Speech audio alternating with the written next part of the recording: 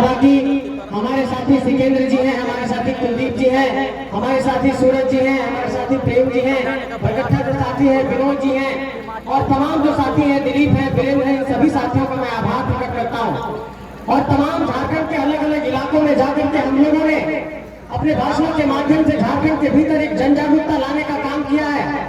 लेकिन मैं आज आपको भाषण के माध्यम से कुछ मुद्दों पर बात नहीं रखूंगा।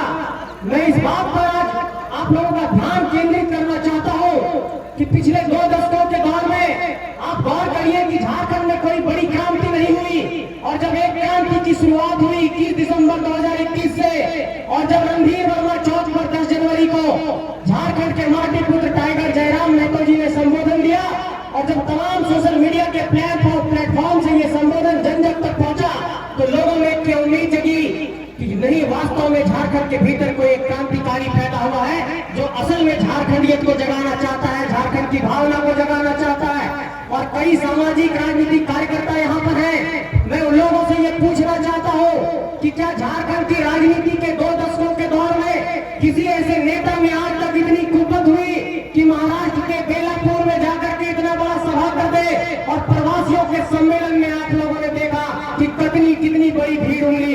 ये इनकी विचारधारा की ताकत है, ये इनकी सोच की ताकत है। और हम ये बताना चाहते हैं आप सबको कि अभी तो बेलापुर एक झांकी है, अभी दिल्ली बेंगलोर बाकी है और सभी प्रवासियों का दर्द वहां पर आपको कैमरे के माध्यम से देखने को मिलेगा। ये आप लोगों को कहना चाहता हूं। और ये आंदोलन सिर्फ झारखंड के गांव-गांव तक नहीं पहुंचा है, ये आंदोलन प्रवासियों के दिल्ली मुंबई के गलियों तक पहुंचा है, उनके ऑटो के ड्राइविंग सीट पर पहुंचा है, उनके रिक्शे की ड्राइविंग सीट पर पहुंचा है, उसके उनका ठेला पर पहुंचा है, उनके जो छोला और हमारे गांव भर के लोग जाकर के जो मजदूरी करते हैं, ये आंदोलन वहां तक पहुंचा है। इसलिए मैं ये कहना चाहता हूं कि ये आंदोलन जिन बिंदुओं पर शुरुआत हुई थी कि झारखंड की हमारी जो क्षेत्रीय जनजातीय भाषा है उसको यहाँ के नौकरी में प्राथमिकता मिले, यहाँ के नियोजन में उसको प्राथमिकता मिले। दूसरा सवाल हमारा रहा है कि खतियान आधारित स्थानीय नीति लागू हो। तीसरा सवाल हमारा ये रहा है कि 60-40 की नियोजन नीति नहीं चलेगी। चौथा सवाल हम लोगों ने हमेशा उठाया कि इस राज्य के भीतर विस्थापन बहुत बड़े स्तर पर हुआ है और पुनर्वास की कोई योजना नहीं तैयार हुई। और शायद यही कारण है कि आप गौर करिएगा कि इस बड़ी की धरती पर 1995 के दौर के बाद से कोई ऐसा तीसरा चेहरा आज तक को पद नहीं रख पाया कि ऐसे लोगों को चुनौती पेश करे। कुछ लोगों ने चुनौती पेश करने की कोशिश की थी तो खून की नदियां यहाँ पर बहा दी गई थी। इसलिए मैं ये कहना चाहता हूँ कि इस बड़ी की धरती से नेतृत्व का कौशल निकालना पड़ेगा, इस हजारीबाग की धरती से नेतृत्व का कौशल निकालना पड़ेगा। और ये चौपारण के लोगों पर बड़ा सवाल है, इस बड़ी के लोगों पर बड़ा सवाल है, पदमा के लोगों पर बड़ा सवाल है, चंदवाड़ा के लोगों पर बड़ा सवाल है कि 1995 के दौर के बाद से आपके माटी से कोई एक लीडर नहीं निकला। और अगर तोपचाची की धरती से कोई माटी का लीडर निकल करके 100 माटी का लीडर पैदा कर रहा है तो उसके साथ आपको खड़ा होना होगा, नहीं तो ये झारखंड से रुक जाएगा। मेरे साथियों, मैं ये कहना चाहता हूँ कि इस इलाके में जब भी कोई नेतृत्व अगली पंक्ति में आकर के नेतृत्व करना चाहता है, जब इन लोगों को चुनौती पेश करना चाहता है, तो इस इलाके में एक परिपाटी बनाई गई है। इस इलाके की परिपाटी है कि केस मुकदमे में फंसा करके लोगों को जेल में डालो और भाई भाई में लड़ाओ। यही यहाँ की राजनीति है और इस राजनीति की परिपाटी को बदलना होगा। और मैं ये कहना चाहता हूँ कि इस इलाके में लोगों ने कल मेरे से मीडिया में पूछा कि इस इलाके को अफीम तस्करी का हब बनाया गया, इस इलाके को शराब तस्करी का हब बनाया गया, इस इलाके को पशु तस्करी का हब बनाया गया। क्या आप लोगों ने बोला एक भी बार? हम लोगों ने कहा कि सभी मंचों से इस बात को दोहराना है कि उन नेताओं को ये चुनौती पेश करता हूँ कि हमारे नौजवानों को शराब और गांजे के बल पर बर्बाद करते हैं, हमारे लोगों को दारू और शराब और अफीम के व्यापार में लिप्त करते हैं, वैसे ही लोगों को जेल में डालते हैं। अपने ही आपके लोग पशु की तस्करी करते हैं, आपके ही लोग जाकर के शराब की तस्करी करते हैं। और जब कोई इन सवालों पर सवाल उठाता है, मुद्दों पर जाकर के आवाज बुलंद करता है तो उन लोगों पर केस मुकदमा करने की काम की जाती है। इसलिए मैं ये कहना चाहता हूँ कि आपके जेहन में ये सवाल खड़ा होना चाहिए कि 1995 के दौर के बाद से, राम लखन बाबू के दौर के बाद से इस इलाके से कोई नेता क्यों नहीं निकला? आपके जेहन में ये सवाल खड़ा होना चाहिए। इतनी बार यहाँ सांसद कैसे बनता है?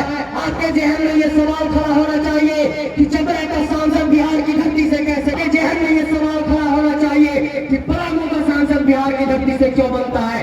आपके जहन में यह भी सवाल खड़ा होना चाहिए कि धनबाद का सांसद यूपी से क्यों बनता है।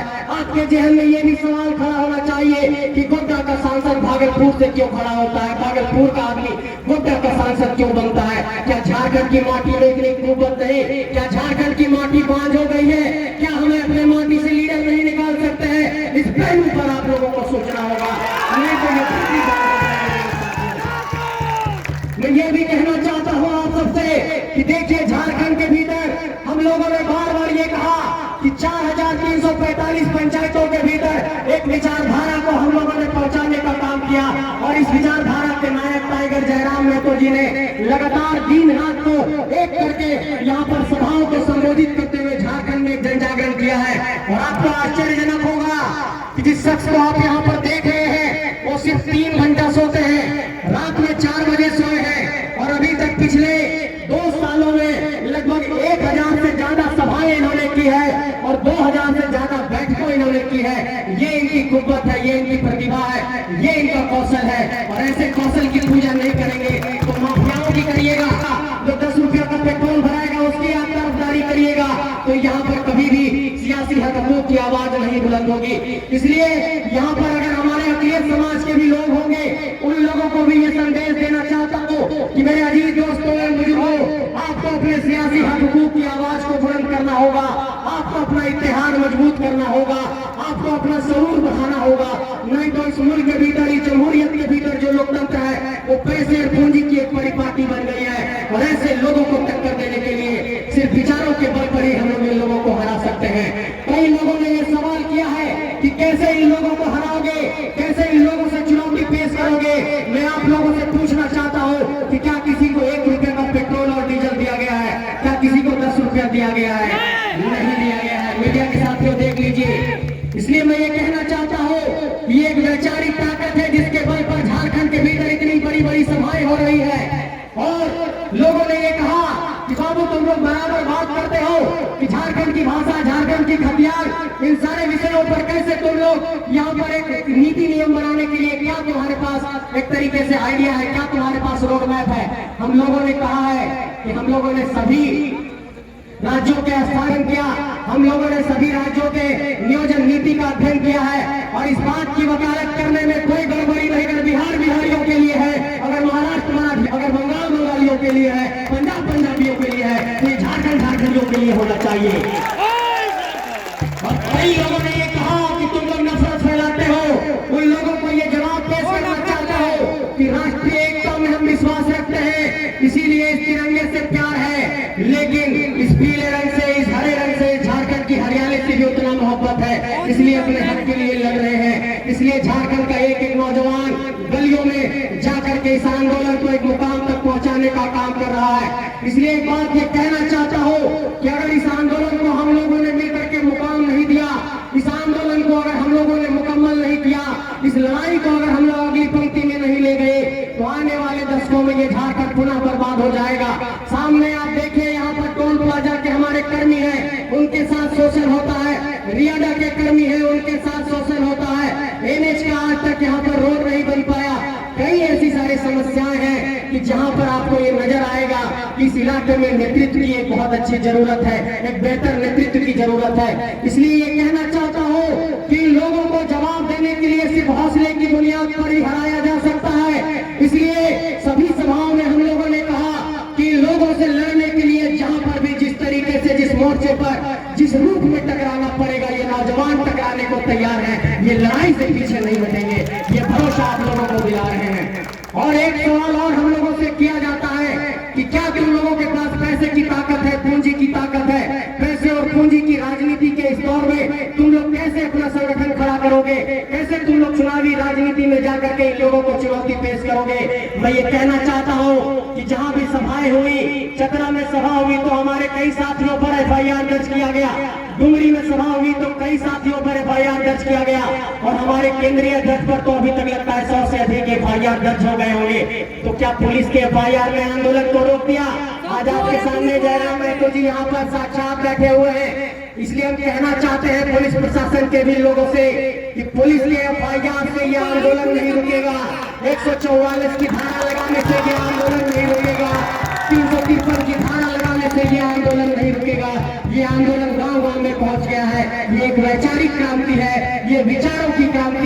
और जिस धरती ने निर्मल महतो को पैदा किया है, जिस धरती ने शेख भिखारी को पैदा किया है, जिस धरती ने सिद्धू कानू को पैदा किया है, जिस धरती ने बिरसा मुंडा को पैदा किया है, उसी धरती ने टाइगर जयराम महतो को पैदा किया है। तो निश्चित रहिए झारखंड में बदलाव होकर रहेगा, झारखंड में क्रांति होकर रहेगी। लेकिन चौपारण के लोगों, बड़ी के लोगों, आप लोगों को ये कहना चाहता हूँ कि अपनी राजनीतिक चेतना पर बहुत बड़ा सवाल खड़ा होता है बार बार। और हम लोगों ने जब भी इस आंदोलन के दौरान चर्चा परिचर्चा की, आज से लगभग 1-1.5 साल पहले जब मेरी बात हुई जयराम जैसे, उन्होंने कहा कि संजय दा एक सभा उधर बड़ी तरफ होना चाहिए, हम लोग थोड़ा तैयारी कर रहे हैं और उसके बाद सभा करेंगे। 1-1.5 साल से ये प्लानिंग चल रही थी और मैं इस बात को कहते हुए काफी गौरवान्वित हूँ कि आज आप लोगों ने काफी अच्छा रिस्पॉन्स दिया है।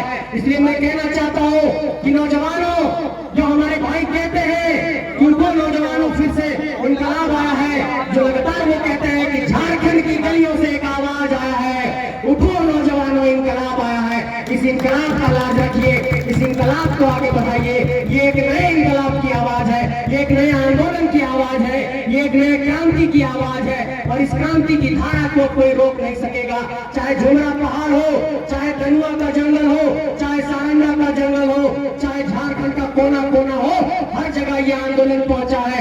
कहीं भी सभा अनाउंस हो रही है तो 50,000, 60,000, 70,000 की भीड़ आ रही है और राजनीतिक